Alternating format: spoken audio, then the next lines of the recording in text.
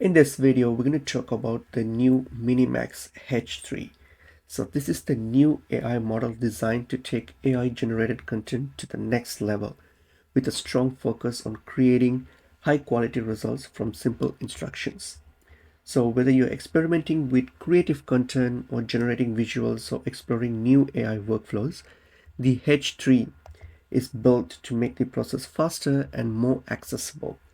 So the biggest appeal is that you don't need to be an AI expert to get started. You can simply describe what you want and the model handles the complex work behind the scenes for you. So it actually focuses on high quality generation, so help users create more detailed and refined outputs, and also offers strong instruction following, means that you can give it specific prompts and expect the model to better understand what you're asking for.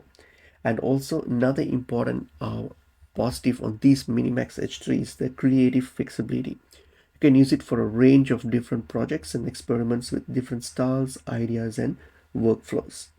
So you can access these from the official website. Like if you go to the MiniMax H, like it depends on which platforms being offered.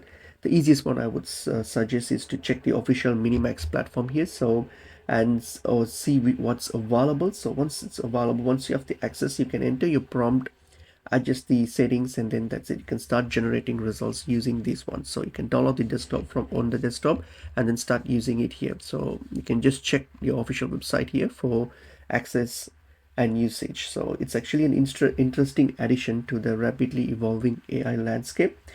And so if you want to, like, if you haven't tried it yet, this could be a good time to explore what these MiniMax H3 can do for you. So